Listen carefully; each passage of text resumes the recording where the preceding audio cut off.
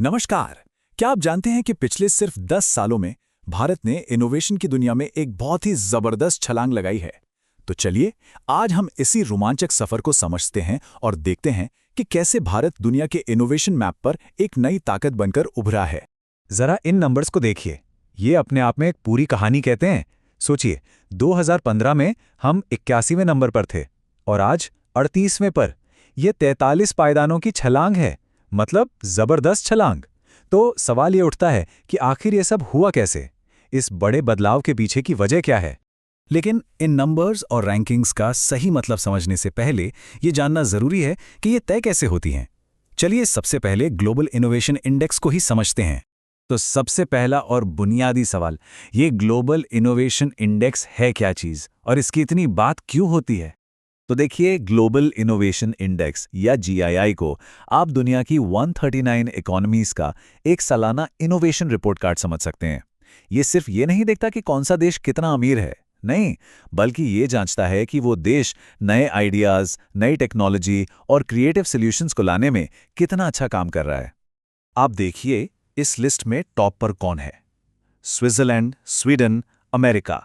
ये वो देश हैं जो हमेशा से इनोवेशन के लीडर्स माने जाते रहे हैं। इनके बीच में भारत का अपनी जगह बनाना इस पूरी उपलब्धि को और भी खास बना देता है। और यहाँ एक बहुत ही दिलचस्प बात है, भारत लगातार 15 सालों से ओवर परफॉर्मर रहा है। अब इसका मतलब क्या है? इसका सीधा सा मतलब यह है कि अपने डेवलपमेंट के लेवल के हिसाब से भारत ने इनोवेशन में हमेशा उम्मीद से कहीं ज़्यादा बेहतर काम किया है। तो ये जो ज़बरदस्त उछाल हमें दिख रहा है ना, उसकी नींव काफ़ी पहले से तैयार हो रही थी। तो अब आते हैं सबसे बड़े सवाल पर, ये सब हुआ कैसे? वो कौन सी पॉलिसीज थीं, कौन से कदम उठाए गए जिन्होंने इस ग्रोथ को इतनी तेजी दी? चलिए भारत के इस इनोवेशन इंजन के अंदर झांक कर देखते हैं। देखिए, इस कामयाबी के पीछे एक बहुत सोची समझी स्ट्रैटेजी है, जैसे स्टार्टअप इंडिया प्रोग्राम। इसने नए एंटरप्रेन्योर्स को पैसे और टैक्स में छूट देकर बहुत मदद की। फिर है अटल इनोवेशन मिशन, जो स्कूलों और कॉलेजों में ही इनोवेशन की सोच को बढ़ावा दे रहा है। और एनआईडी और एग्नी जैसे मिशन ये पक्का करते हैं कि जो अच्छे आइडियाज हैं वो लैब से निकलकर मार्केट तक पहुंचे। ठीक है, पॉलिसीज तो बन गईं, पर इनका असल में जमीन पर क्या असर हुआ?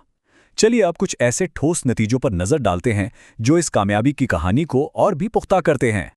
ये नंबर देखिए, सिर्फ एक साल में इंटरनेशनल पेटेंट फाइलिंग में 22.2% की ग्रोथ। ये सीधे सीधे दिखाता है कि देश में रिसर्च और डेवलपमेंट का काम कितनी तेजी पकड़ रहा है, कितने नए नए आविष्कार हो रहे हैं। और हाँ, इनोवेशन का मतलब सिर्फ टेक्नोलॉजी नहीं होता। क्रिएटिव इंडस्ट्रीज में भी भारत ने एक अच्छी खासी छलांग लगाई है। देखिए, 2023 में जहां हमारी रैंक 49 थी, वहीं 2025 में ये सुधरकर 42 हो गई।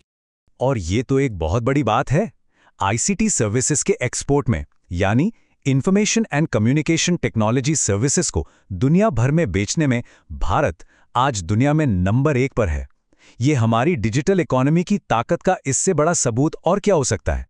तो इन सब बातों से ये तो साफ है कि भारत कुछ सही कर रहा है। पर वो कौन सी खास ताकतें हैं जो हमें दुनिया के मंच पर एक अलग पहचान दे रही हैं? असल में भारत की ताकत किसी एक चीज में नहीं, बल्कि कई चीजों के मेल में है। एक तरफ तो हम दुनिया का तीसरा सबसे बड़ा मार्केट है, जो किसी भी नए आइडिया के लिए बहुत बड़ा मौका है। दूसरी तरफ वेंचर कैपिटल डील्स में हम चौथे नंबर पर हैं, यानी नए स्टार्टअप्स को पैसा आसानी से मिल रहा है। और इसका नतीजा, हम यूनिकॉर्न्स की संख्या में दुनिया में 11वें स्थान पर हैं। यूनिकॉर्न्स यानी वो स्टार्टअप्स जिनकी वैल्यू $1 अरब से भी ज्यादा है। और ये जो सारा इनोवेशन हो रहा है ना, वो देश के कुछ खास शहरों में कंसेंट्रेटेड है। इन्हें हम इनोवेशन क्लस्टर्स कह सकते हैं। बैंगलोर, दिल्ली, मुंबई और चेन्नई, ये शहर आज दुनिया के टॉप 100 इनोवेशन हब्स में गिने जाते हैं। यहीं पर टैलेंट और पैसा एक साथ आ रहा है। तो अगर इस पूरी कहानी को एक लाइन में समेटना हो तो वो ये होगी: Bharat patent, creativity, tech exports, startups और इनोवेशन एफिशिएंसी, मतलब हर मोर्चे पर शानदार काम कर रहा है। तो भारत का ये सफर वाकई कमाल का रहा है। एक ऐसा देश जो पहले बस अपनी क्षमता से थोड़ा बेहतर करता था, आज वो एक ग्लोबल इनोवेशन पावर हाउस बन चुका है। पर कहानी यहाँ खत्म नहीं होती। अब सवाल ये है कि यहाँ से आगे क्या? भारत की इनोवेशन स्टोरी का अगला चैप्टर कैसा होगा और भविष्य हमारे लिए क्या लेकर आने वाला है?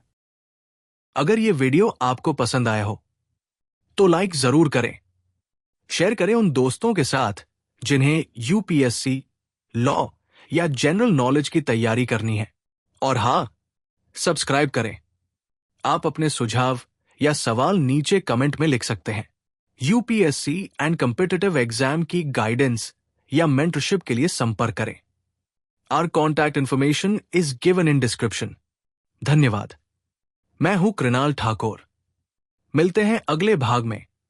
जय हिंद।